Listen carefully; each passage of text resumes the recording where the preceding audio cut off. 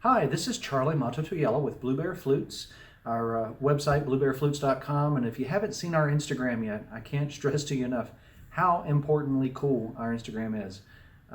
We don't really make any money off of it, so I'm not telling you to look at it because I need, funding or something. It's the only Instagram I really ever look at. Once in a while, I'll look at one of my friends who's either a musician or an artist or something that does something really cool, and I'll check theirs out. But I look at ours and I think, my gosh, it's just amazing. I can't believe we did that last week, last month, last year. We met these people, we did that, we went here, we did there, all the stuff. And sometimes we have videos and such on there. As a matter of fact, you won't find the world's smallest Native American flute video here on YouTube. It's on our Instagram. And I've had people ask me, would you make one for YouTube? I need to. Got so many different irons in the fire. Anyway, what I'm here to talk to you about today is something that I consider to be a slightly controversial subject. Having said that, you may not think it is. You may be for it or against it or whatever. And really, it's the unfortunate signs of our times, how polarized we all get about everything, believing that it is or it is not the best thing in the world or the worst thing in the world, or who's your favorite this or whatever, whoever's running for president, all that stuff. It's just signs of the time. Sometimes I sit back and look at this stuff like I'm just an observer wondering what is going on in the world, that we get so polarized about things that we can't discuss them openly, and however, that doesn't cause a bunch of thumbs downs on videos. But anyway, all that aside, what I'm going to be talking to you about today is something I've been wanting to talk about for a long time. We make Native American flutes. If this is your first time on this channel and you found it by the keywords and that's what, has led you here, just to let you know, we make Native American flutes for a living. And some people say, oh, you can do that for a living? Well, turns out you can. But we make a lot of them, hundreds of thousands of them, in fact. I get to communicate and play music with and discover and explore things all around the world because of it. And for that reason, I've had countless people ask me to tune Native American flutes to 432 hertz. And that's what I'm talking about today. Now, those of you who aren't interested in Native American flutes and found us by the keywords, you might want to stick around in any way to just get maybe an observational point of view on things and see how you feel about it. Because that's what I'm going to offer you, is my observational point of view, which eventually kind of leads into an opinion, but I'm going to kind of negate that opinion with some other banter, and here we go. So to start with, the whole concept of 432 hertz frequency tuning was presented to me as a method of playing in harmony with the earth. I have a video called Native American Flutes Playing in Harmony with the Earth, which you might want to check out. It's something that kind of shows you how you can play a wind instrument in a number of ranges. And what people don't understand is that you can actually play it that way without knowing in the middle of a song. So you got to keep that in mind. Wind instruments, even a guitar, if you plunk it just a little bit, if you lift your finger on that string just a little bit longer, it's going to go a little bit on the sharp side. It's how things work. It really is. And I play a number of other instruments. I can actually control whether the instrument is in tune or out of tune by my air pressure, my mouth, if it's a brass instrument or if it's a stringed instrument. There's so many ways you can do that while you're bending notes and just everything. So there's a lot to take into consideration. This having been said, 432 hertz, when it was originally presented to me as a frequency range of the earth, was something that piqued my interest. I was curious about it, as probably many of you who are just now discovering it, or maybe don't know a lot about it, or whatever it is that led you to me. You maybe found some interest in that. It does sound like a good idea, playing in harmony with the earth. I agree with that 1 bajillion%, okay? So if that was possible. Anyway, so playing in harmony with the earth is a great thing. It's actually, to me, from where I exist in life, in this reality, playing in harmony with the earth, there's lots of other planets, it's an important thing, but the fact that I am playing is harmonious with the earth and everything else that happens here. I've done some math. We sell eagle whistles, for example, and the eagle whistle that I make today out of wood, I used a piece of software from Cornell Labs to tune it to the average or mean relative sound that eagles and hawks make. And for that reason, I come up with something that's, to our ears, is very realistic. Now, here recently, I've had some viewers that have told me that they've made these and had called hawks and eagles down to them, which is really cool, which I've done before too. But I'm really glad that other people have had this great success and this experience. That to me is harmony with the earth or with nature. And no mathematical equation, regardless of what I've done on the back end, could ever make that happen. When somebody blows that eagle whistle, it's all them. It's not me. It's not anything I've done in advance. I've only tried to guide it in a direction. And some people would say the same about 432 hertz. But here recently, I made a video about playing this little tiny flute, which is one of my favorites.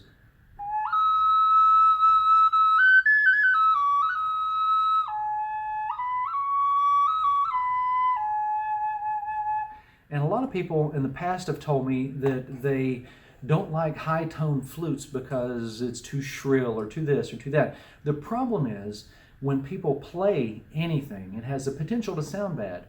High tones sounding bad is like just multiplicatively a problem. So you get, you're stepping on a cat's tail repetitively.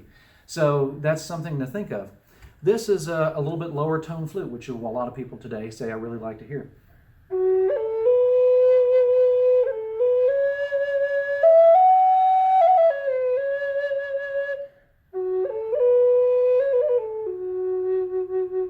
And really, it's just experience that makes it sound really good, and experience and the want, or I guess yearning to play and make a beautiful sound. And that's really what it takes.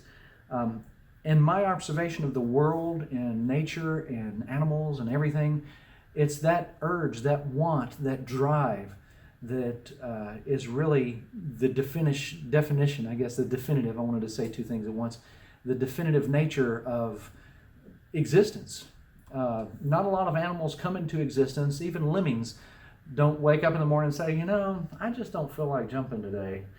They feel a drive to do whatever it is that they're doing, and eventually I hope they accomplish it one day. So with that drive in mind, I would like to at least share with you a little bit of the math behind the 432 equation, and I'd like to show you why, for me, it's not really the most important thing. I will tell you at the end of the video what is the most important thing, and I want you to keep in mind and stay tuned for that. But for me, it's not the most important thing, and 432 hertz is not necessarily accurately the frequency of the planet Earth.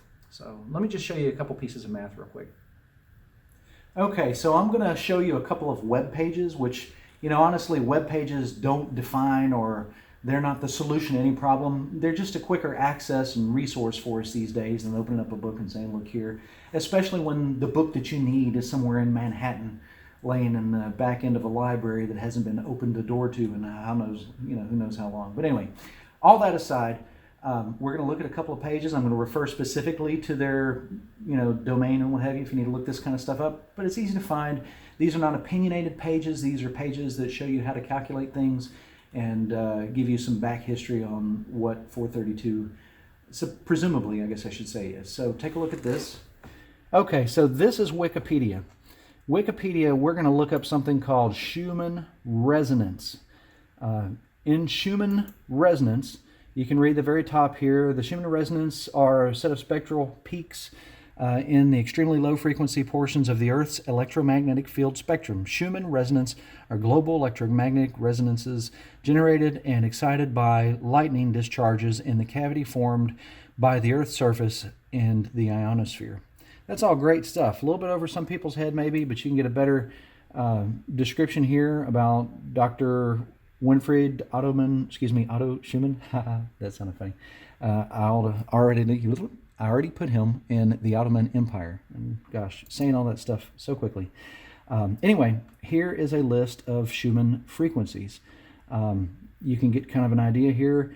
The extremely low end of the frequency is 7.83 hertz. Fundamental, and then it goes to 14, there's 20, 27, 33.8. There's actually a list of them that you can find, I think, on this page, but it gives you kind of an idea.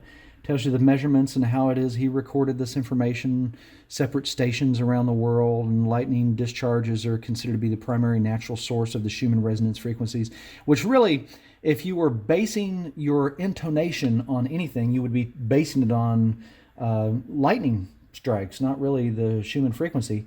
And I could tell you something about lightning too, but that's probably another video we need to have because that one will go all day long. And this is just a really quick video. Hey, look, I got software updates. So other planets and moons, Venus, and then Mars, and they talk about frequencies and what have you. I remember when a satellite had picked up some frequencies that Saturn's rings were putting out, and that was so interesting. The truth is something that I have fought a lot of my life against, the idea that we're all made up of just different vibrations, you know, and those kind of ideas seem just really far out there. But the truth is they're probably really close. Everything is, by scientific definition, a vibration of light. And light vibrating at different frequencies and different speeds causes, you know, different things to come into being. And that's pretty much really the truth. You could study that one a little bit further and maybe get really in depth. But I think that a lot of times as people are searching for a one-stop shop solution for something, they'll go with anything that seems natural, that seems like it's tugging on maybe quote-unquote God's coattails, or you know, basically trying to become more natural in the environment, in the earth, or what have you. Whatever it is that you believe is the prime deity, the main existence, the main reason for being. A lot of people think if they can identify that, that'll help them solve their human equation, which really the human equation just keeps going on. It doesn't really stop. There's no real surefire answer to anything in life.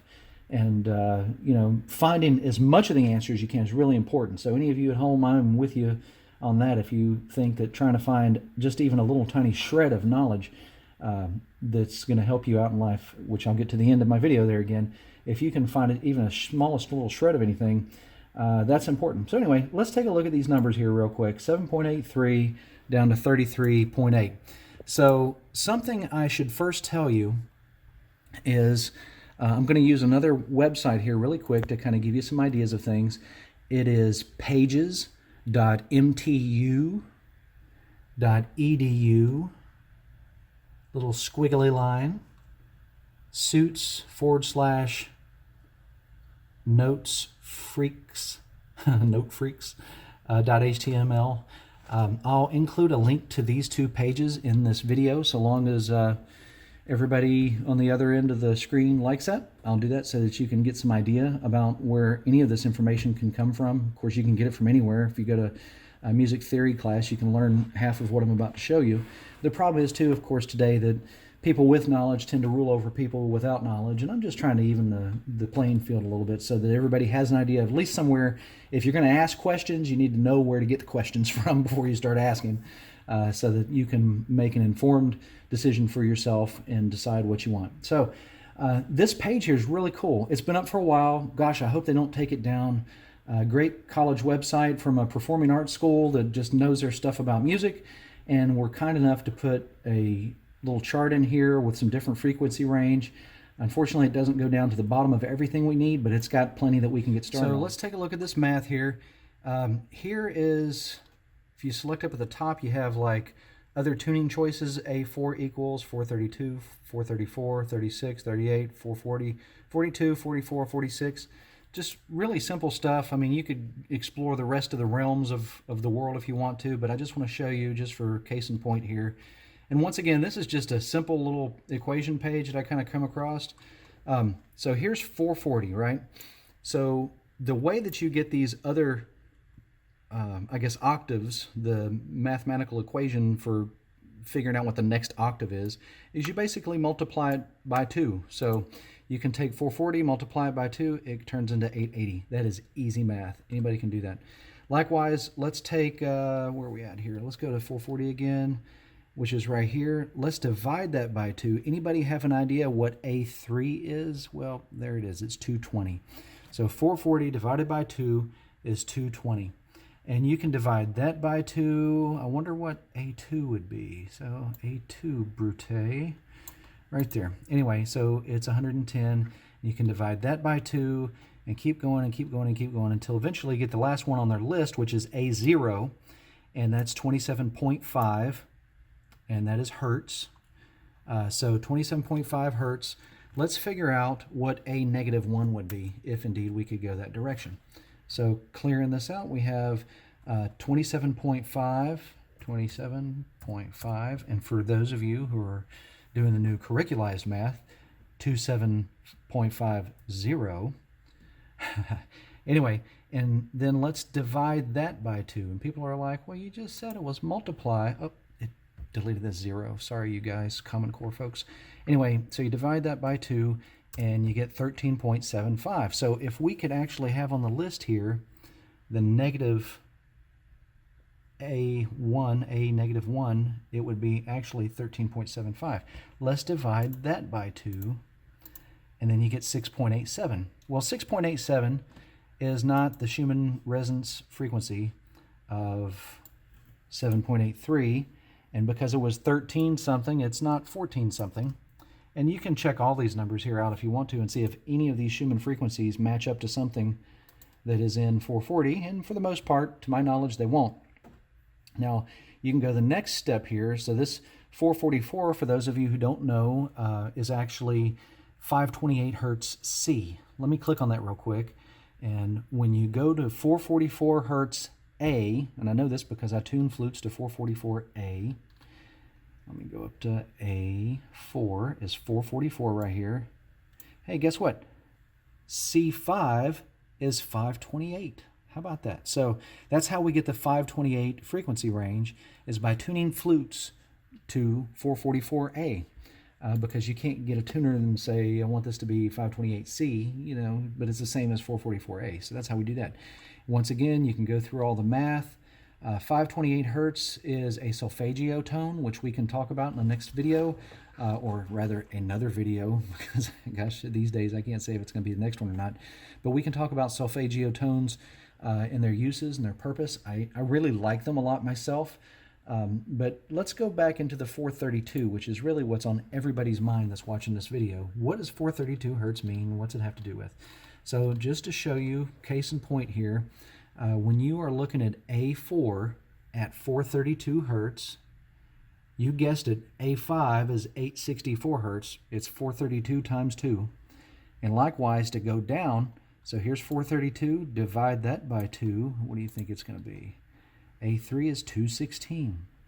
So divide 216 by 2, and what is that going to be? And then we're going to get up here to A108. So basically 108 times 2 is 216. That's how you get from A2 to A3. And you just basically have to multiply or divide depending on which direction you want to go. Just remember the larger numbers are higher in tone, the smaller numbers are lower in tone. And I think human, if I'm not mistaken, somebody's probably going to correct me in the comments, and feel free to because I can't remember off the top of my head, but I think human hearing stops off somewhere around this number to this number. I think most of us can't hear anything in this range, at least I don't feel like I can. But you can keep going down and down. Here's 27.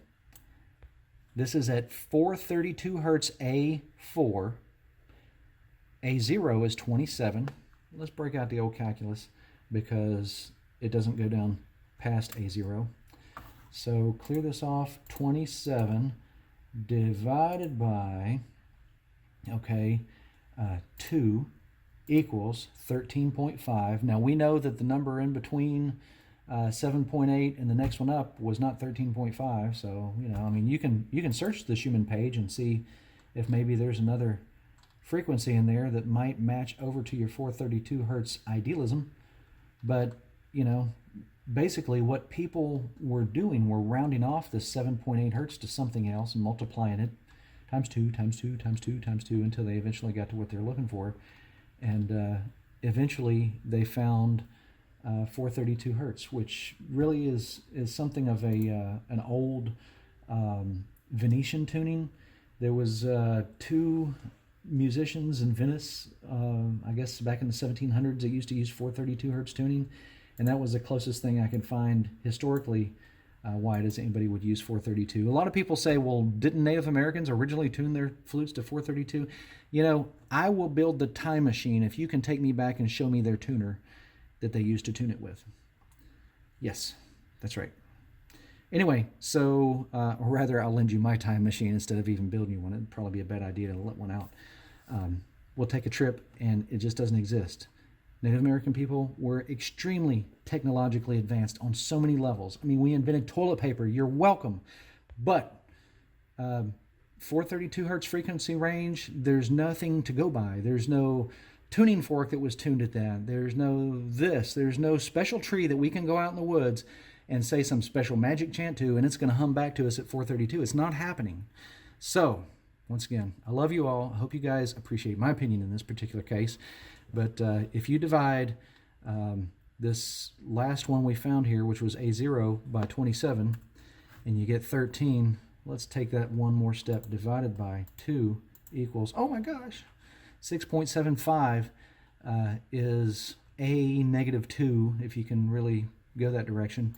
It'd be 6.75. So, you know, if you really want to find out the number 432 and where it comes from, or if you want to see if you can do that, just take the number and divide it by 2 and divide it by 2 and divide it by 2 and see if it matches anything on the Schumann resonance page here.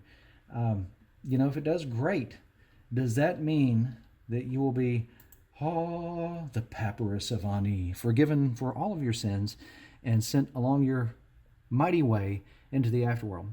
Not necessarily. It might work for you. It may. I plan on bribing the dude. But, little joke there. Actually, this papyrus here of Ani is something very critical, and it's actually the reason I have it up here on my page is because I want you all to know there's an ancient Egyptian proverb, which is what this papyrus is about. If you look at it, they're looking at it right here. This dude, Horus, is bringing over a human to show them exactly what this thing is, that the truth is in the eye of the beholder. It's not beauty. The translation was wrong for that. I speak ancient Egyptian. It's the truth. So that's this little word right here. But anyway, the truth is in the eye of the beholder, and that's what I wanted to get to in my particular case. Is I wanted to let you all know that how you feel about it is what's important, and that is actually what is important to me. If you asked for a 432 hertz flute and you said you wanted some more information about it, I would offer that to you because I have some information. It doesn't make the information right or wrong. It just means I have some information for you. My opinion goes one direction, but that's my opinion. I'm entitled to it. You're entitled to your opinion. We are all entitled to our opinion, especially if we don't act upon it and it doesn't hurt anybody. But, you know, if we act upon it and it helps people, then that's a good idea too. But in the case of 432 hertz, if it makes you feel good to play that, I will make your flute in 432 hertz. That's what's important to me, because if you're not inspired to play it, if you're not feeling like this is getting you in harmony with nature or whatever it is you're shooting for, you know, maybe I'm in harmony with Mars, I don't know. But if that's not working for you, then we're doing something wrong. So that's why I offer it tuned to 432 hertz. I hope that this video has helped you out, given you an insightful point of view on some things, maybe shed some light on some stuff for those of you that didn't know, and for those of you who feel like you need to go out and find all these people who don't know and convince them 432 is the frequency of the afterlife, then that's cool. You know, I feel for you, you know, but that's what I'm trying to do here, is just give you a little bit of knowledge so you can look on your own way and find out what works best for you. Because I promise you, there's one thing I know for a fact, is that no matter what, everything's going to be okay. So you guys take care. Thank you so much for watching this video. Hopefully I wasn't too wordy or too long. Appreciate you getting to see something different out of my life here for a minute instead of me actually sitting here playing the flute for 20 minutes. Hope you're all doing very well and are very happy. And thanks again. Please subscribe, like, and do lots of stuff like that, because I hear that's the thing to do these days, and we have lots of new videos coming out. Charlie Mato-Toyela signing out for Blue Bear Flutes and BlueBearFlutes.com. And by the way, we sell flutes. We'll see you again very soon. Take care.